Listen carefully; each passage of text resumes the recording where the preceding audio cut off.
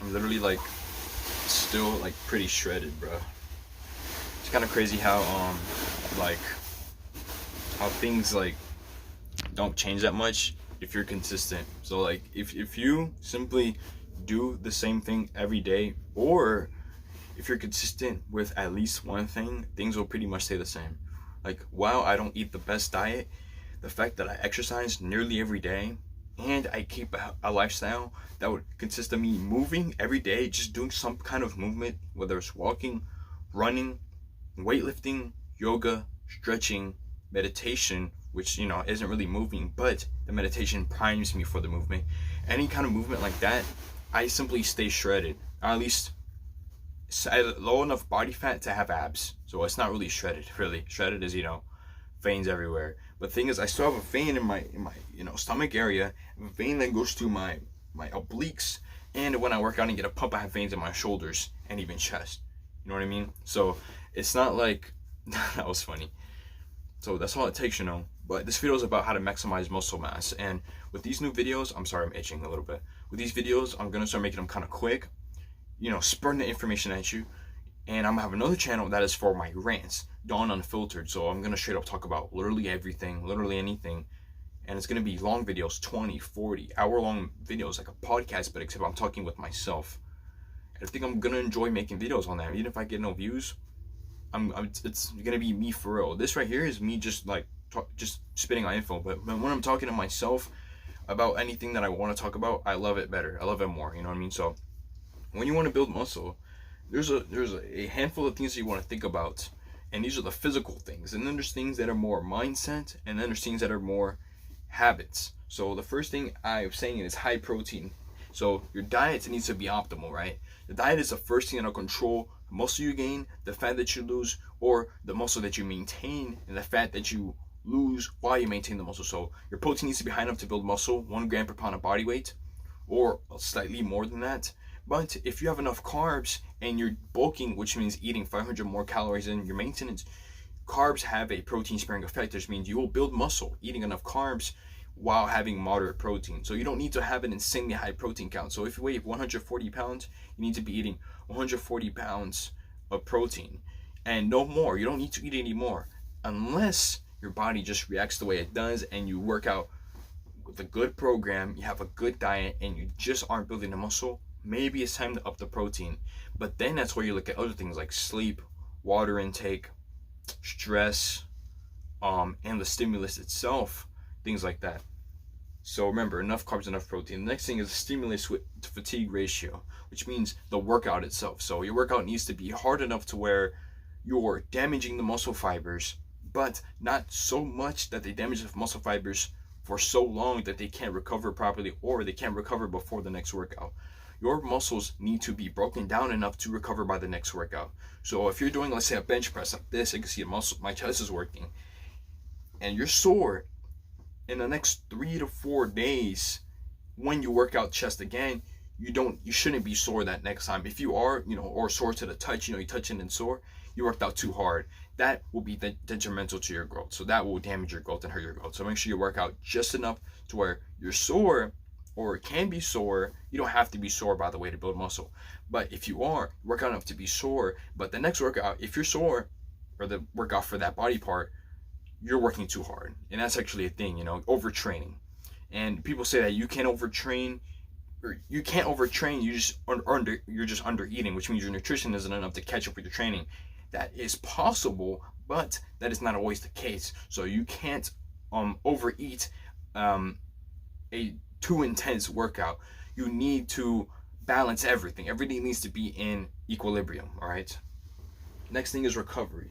So this basically consists of sleep, diet, and motion. So first thing, sleep is easiest. It is where protein synthesis happens. So while you're sleeping, while you're like this, you know what I mean, your protein synthesis is spiked. That is when your muscles are recovering the most. This is why it is, a good idea to eat a slow digesting protein before you go to sleep. So before you lay your head on the pillow, you need to eat some kind of, chicken, some kind of casein, which can be milk, but I don't, it depends on your goals. So you can drink a casein protein shake. You can eat a piece of chicken breast or pieces.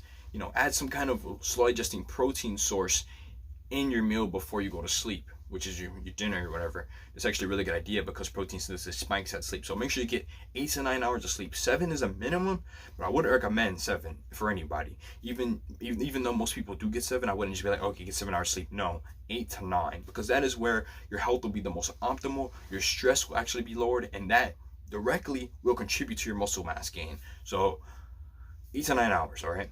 Next thing is your diet. So I already talked about this. Eat enough protein, eat enough carbs, eat enough fats. Eat too many fats, you can get too fat because fats have more calories than protein and carbs. So make sure that you have a balance. Make sure you know your calories. Make sure that you know your protein. And carbs and fats don't matter as much to the number that you have. Only protein does, essentially. So because it's really unlikely that you're going to eat too many fats and too many carbs over fats. It's very unlikely. Naturally we're going to eat the proper amount for ourselves just by our likes, you know what I mean? Because we're not going to be indulging in too much butter or whatever. But if you do, make sure you count everything. Count all the macros, count all the, some of the micros that you might have the deficiency of. Make sure you just eat, 3 to 6 servings of fruits and vegetables. This is what my doctor recommended for me. Drink enough water, which would be a little bit less than a gallon. And I don't remember exact number, but I think it's an ounce or an ounce and a half per pound of body weight. I think. I might be wrong on that, so do not quote me on that. I think that's what it is. But yeah, I think that's pretty near. But I would say if you're an athlete and you work out and you sweat a lot, a gallon a day, or nearly a gallon a day is perfectly fine. So make sure you get that water intake. And the next thing I have is motion. So I recently been thinking about how blood flow is a very good indicator of, blood flow is very important for recovery. So if you have an injury, the most important thing that you want to do is get it moving. You know what I mean? That's the same thing for soreness. If you're sore but you move your body a lot, you do cardio, you go on walks, you do a little bit of yoga, you do a little bit of any kind of other sort of cardiovascular exercise that moves the entire body, including that muscle that is sore, you will be less sore. That will actually help your soreness because blood flow is very important for reaching the muscles. Now, blood flow obviously happens when you work the muscle itself. You do curls, the muscle's obviously getting the blood flow, you're getting a pump. But if you were to prioritize movement in general, cardio, low intensity, steady state, or even NEAT, non-exercise activity, thermogenesis, non-exercise activity that contributes to your caloric sort of output at the end of the day, gardening, going on a walk, just because things that aren't exercise, but it is activity that isn't exercise that still contributes to your overall health. That is very important. It's called NEAT. It is very important for your health. Next thing, training frequency. So this is simple. You need to train your muscles at least twice a week, at most 3 times a week. So this would be a full body split 3 times a week. This would be a push-pull legs twice a week. So that means working push-pull legs, a rest day, push-pull legs, a rest day. So it's the same muscle groups twice a week. As you can see, 1, 2, 3, whole body, rest, 1, 2, 3, whole body twice a week. Excuse me, I have a hiccup. So that would essentially be what that means. You don't need to do any more than that. You don't need to do any less than that. Your whole body once a week is not optimal. That is what a bro split would work. So you'd be like chest on Monday, legs on, quads on Tuesday, or biceps on Wednesday. You know what I mean? It's like singular body parts every single day. That is not optimal because your body recovers 48 to 72 hours after you work it out. So that means you can work it out every 3 days or even every 2 days. It isn't it won't take that long, you know what I mean? Sometimes I just spit, oh my god. Sometimes you can work out so hard that it will take the whole week, but that means that you're working out way too hard. You need to step it back. You're prone for injury if that's the case. Okay, so do not work out that hard. Next thing is, another thing is cardio. You don't want to do too much cardio, especially high impact. So that means running, basically variations of running is the thing that'll a very high impact. You want to have low impact cardio if you're really want to build the most muscle. So I mean swimming, biking, walking, even jump roping would be one of the hardest low impact, but it is still low impact, so you want to be careful. things that are hard on the knees and that involves a lot of sort of using the entire body but pushes into the ground, that will be the things that are most high impact, that will kind of yield you the worst muscle gains but give you the most bang for your buck at the same time. So you need to be careful about the choices of cardio that you use. I would say do a quick research on that. In your meal timing, you want to eat carbs and fast digesting carbs before your workout. So fruits and fruits, and people would say candy because those are also fast digesting carbs, sugars, but I would say fruits, especially before your workout, is a great idea because those will quickly go into your bloodstream, quickly give you the energy, quickly give you the pump, and also salt before you work out a little bit, or time your sodium before you work out. That will also give you the energy for your pump, you know what I mean? Then after your workout, or every single meal you eat should have protein in it so that you can get the most protein out of it. Then after that, if you're trying to lose weight, you would probably want to drink water before your meals so that you can be able to eat less. And then, other than that, 6 meals a day, eat right when you get up to prime your metabolism, drink water right when you get up, obviously, to prime your metabolism. Then you want to stop eating 3 hours before you lay your body in bed, or right when you sleep, basically, because when you lay down and when you go to sleep, your body likes to cool down. It likes to lower the temperature, and it loves the cold temperature. That's how you get the most ever sleep. But if you're eating food before the 3 hours, or in the span, when you're trying to get to sleep, your body's actually warming it up, because your body is a furnace. When you eat food, your body warms up to burn it. That is not a very good combination. That will actually alter your sleep and make it very harder to get to sleep. So make sure that you prioritize that. Okay, meal timing, very important. And now I wrote here less significant but important factors. And now I consider general health concurrent to muscle growth. So if you have your general health in check, muscle growth will be a lot easier. But if you have health problems or health issues that are spiking, like diabetes, high blood pressure, stress, mental health issues, those things will bite and eat at your muscle gains. So if you want to have the most muscle gains, make sure that your general health is in check.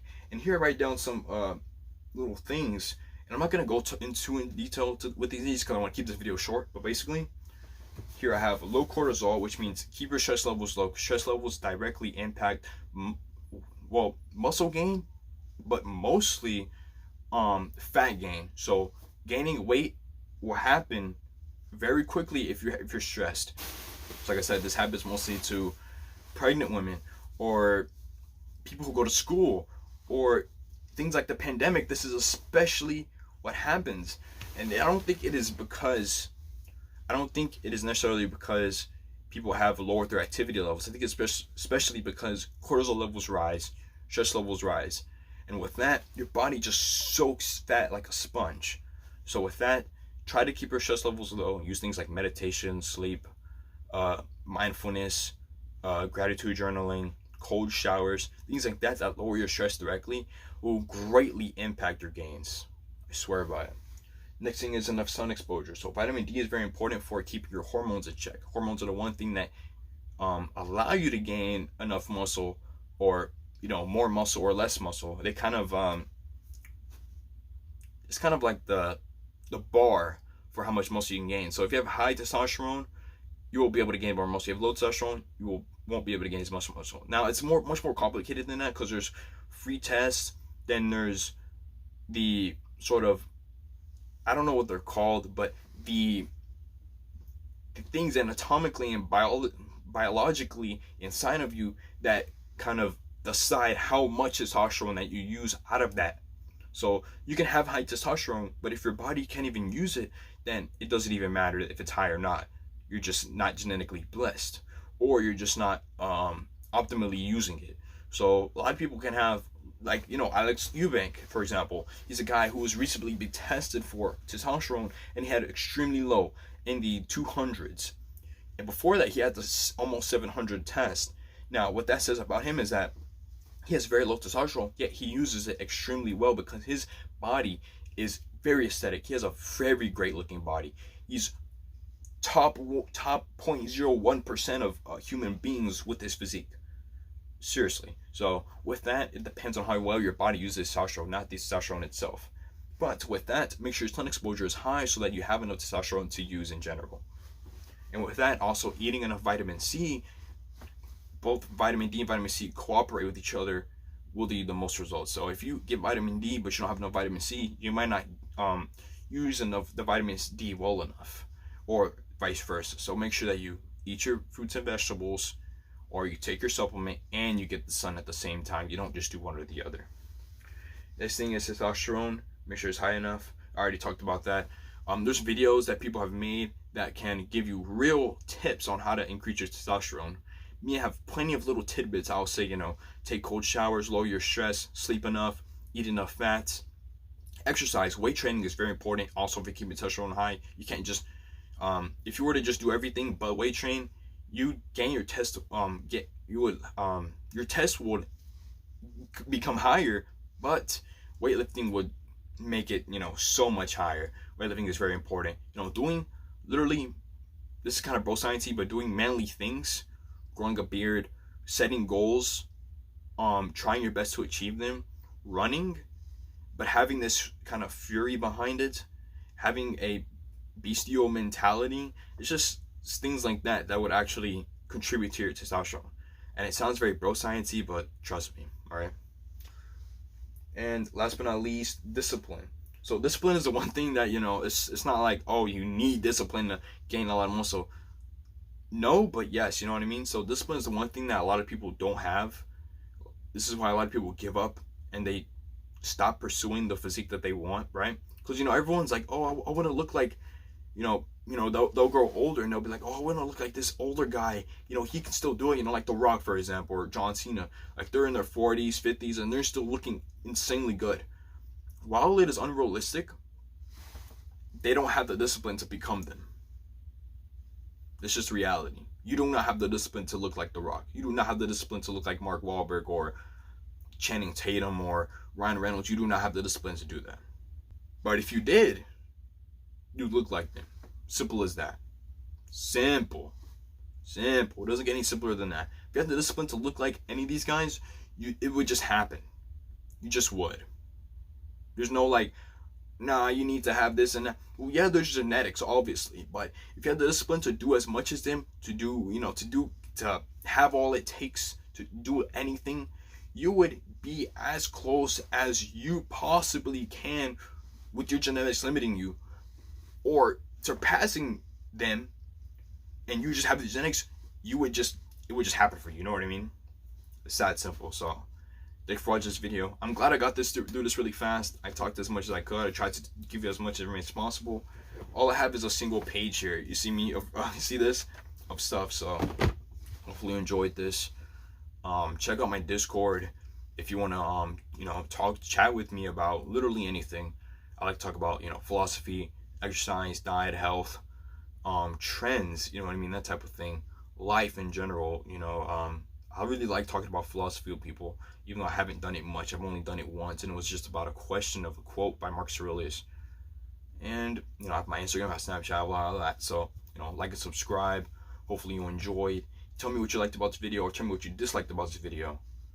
If you disliked me, tell me. If you disliked the video, tell me. Just say something, all right? Peace. Dawn is out.